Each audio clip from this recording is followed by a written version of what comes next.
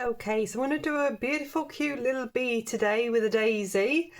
I've got a 5 by 7 inch piece of Saunders Waterford, my Cotman palette.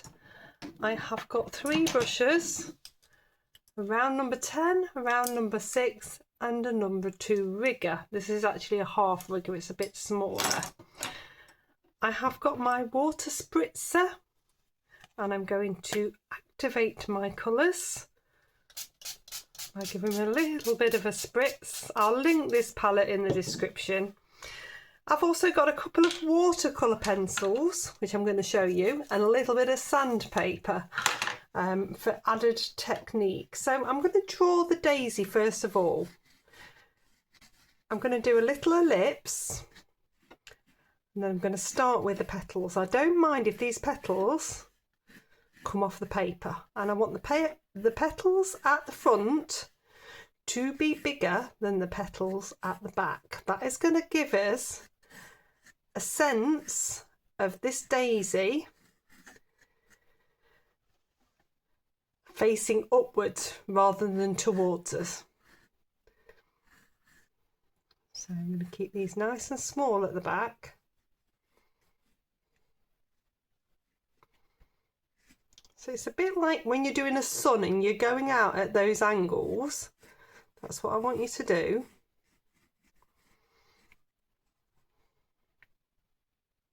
Take this one a little bit bigger there, and that one a little bit bigger there.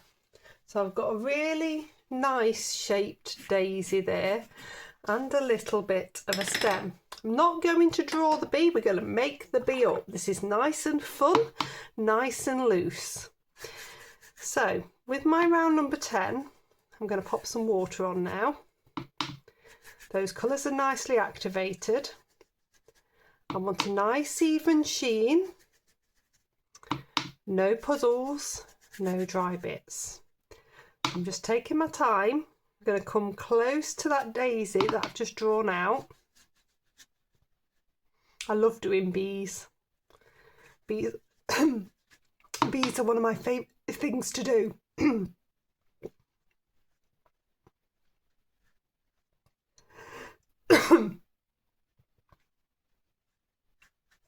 So I'm wetting around the petals, just choking on a bit of biscuit.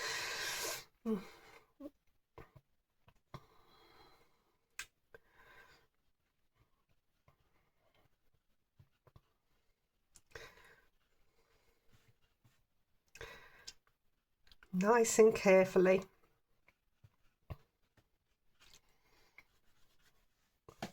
So all of that daisy is lovely and dry. So I'm going to come into some cerulean blue. Any blue will do the job. And I want you to take some of that in. It's nicely activated, but I'm loading my brush with water.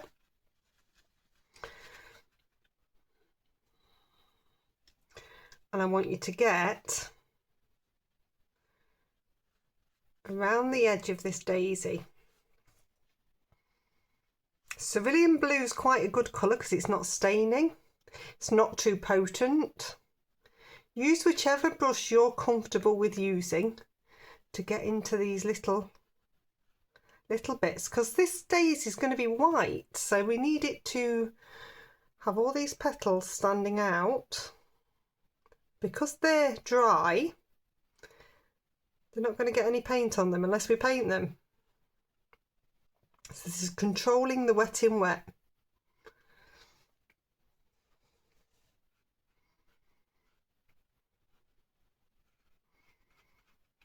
Nice and carefully. What I'm going to do is leave a gap for my bee. So I'm going to leave a little bit of a gap here.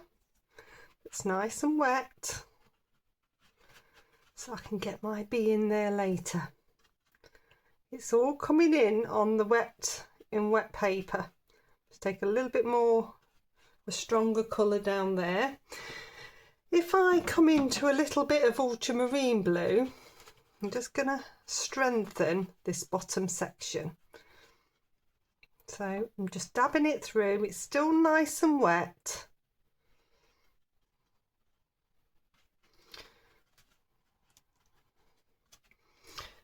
just giving it a bit of something extra. Right, so that was my round number 10. I'm going to go down to my round number 6 now. Make sure it's nice and clean, and I'm going to use cadmium yellow. So cadmium yellow in Cotman is semi-opaque. In most it is opaque. This means it's going to stay put. I'm going to get this lovely fuzzy bee. Now you can study what a bee looks like, or you can just make it up. I'm a big fan of making up.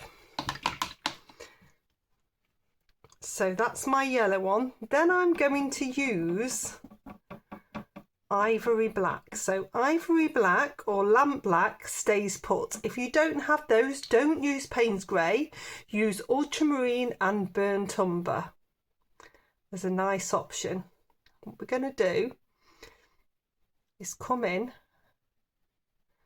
and create our stripy bee. So there isn't a lot of water on here. I'm using the thick paint, and the thick paint means it's going to stay put.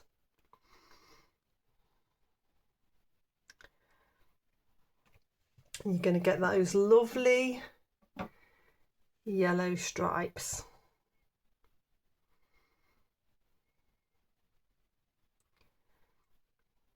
It's still lovely and wet. I've got plenty of time to fiddle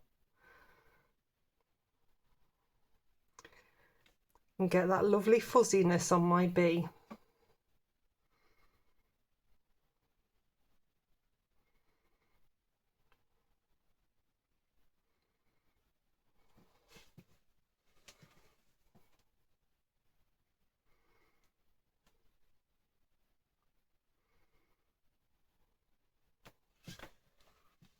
A lovely fuzzy bee there. If I swap down to my little rigger, what I'm going to do is just start to create a little bit of a wing.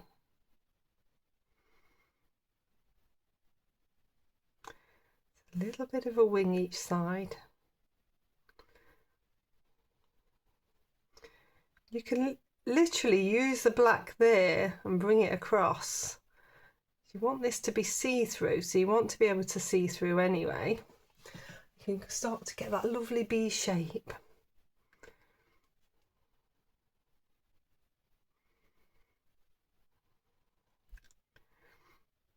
We don't necessarily see that side. We'll make this wing a little bit bigger this side than the other side.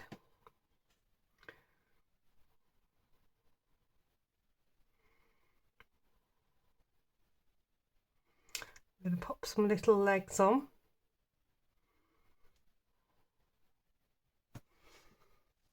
I've got 6 legs there. You can't really see much that side. That bee's coming over. So I'm not going to do too much.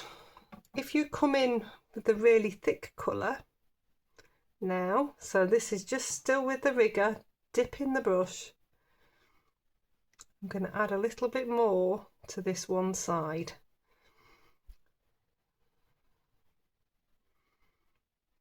Just to make it a bit darker one side than the other. It's really fun doing stuff like this. No pressure. Lovely fuzzy bee.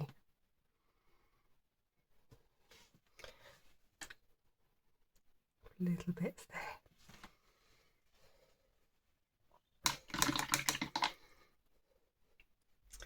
If I take my round number 6 again, I'm just going to dip into that same blue sky colour. Just dab it off a little bit on the kitchen towel. So don't want it to be too wet. I can just bring a little bit of that blue in. So I'm dabbing the brush off.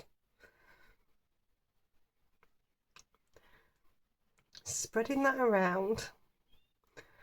That's giving me those lovely see-through wings. Then if I take my watercolour pencils, any colour can do, and what I'm going to do is just add a little bit of texture. So this is a purpley pink that I'm adding in there, because this is still damp enough to take this, and then scraping it against the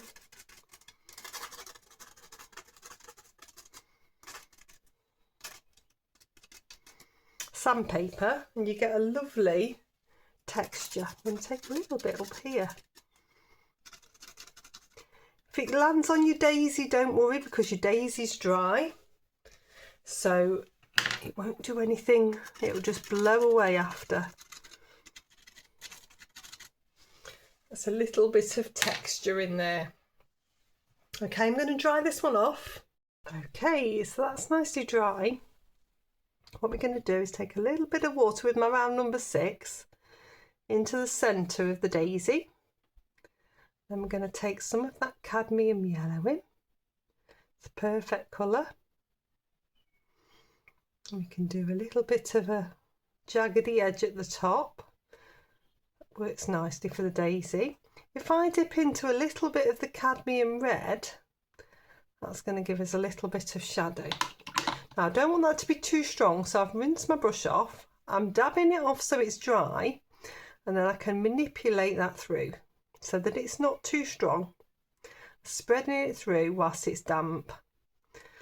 I'm getting a really nice daisy. Then with a slightly damp brush, what I'm going to do is touch into that centre of daisy and go down each line. And can you see that colour running down? That's giving us, it's doing two things. It's grounding that daisy in, that centre, and it's giving us some definition. I want to add a little bit more yellow. Can add a little bit more yellow in there. You can take some of that yellow very slightly down those damp edges now, but you don't want it to go all the way to the edge. It's giving that sort of illusion of hard and soft edges. Works really nicely. Okay, I'll dry that one off. Okay, so I'm loading my round number 6 up. That's nicely dry now, and I'm just dabbing in to this purple lake. If you didn't have purple lake, then you could use a little bit of permanent rose and some sort of blue like the cerulean. It's just you want a nice shadow colour for the white. I'm just coming through. Keep it nice and watery. So I'm using the tiniest bit on the edge and loading that with water. And keeping to one side of the petal. Doing a few gentle lines. That's giving us a lovely shadow, but not taking too far away from the white. You still want the white to be there, not too potent. Just going to run a little bit down there. Then if I layer up, so I'm going to take some more yellow into the centre. That's going to really bold that up on that layer. And then I can dip into a green, so I'm going to use a sap green and create a lovely stem here. So a stem coming down to that single daisy. Might be quite nice to have a leaf coming through here as well. So I'm just going to create a wispy daisy leaf just there. So this is all with my round number 6 and a little bit of the sap green.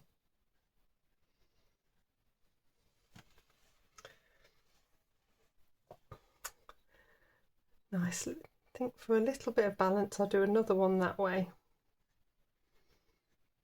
So we're mixing with the watercolour pencil, so it's giving a different effect. It's working quite nicely. threes always work better, so let's stick another one in just here.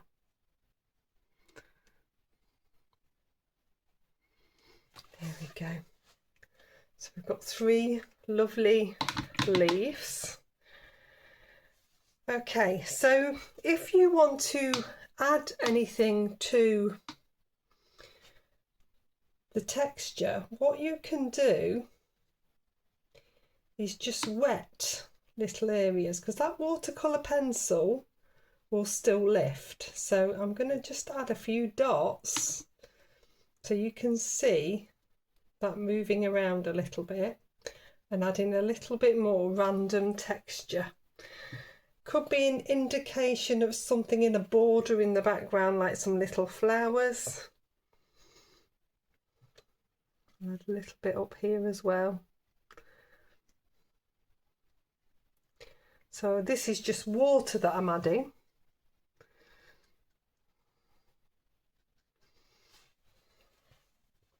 And if I wanted to add any more to it, then this is the green again. I can come through. The green's going to show up a little bit more than the purpley pink, so just scraping, and it's landing on those little areas. Okay, I'll dry that one off. Okay, so that's nicely dry. Just going to do a couple of other little bits. So I have got here some pearlescent paint, and I always like this. I'd never hardly use it, but when you come to do a bee, it's great to stick a little bit on the wings, because it gives a pearlescent sheen that works really nicely. The metallic colours are very popular, that would work very well as well. You can also add a little bit more to your bee. So if I add a little bit of dark, just this side. So this is just the ivory black, and I'm just dotting it in. I'm not going right to the edge.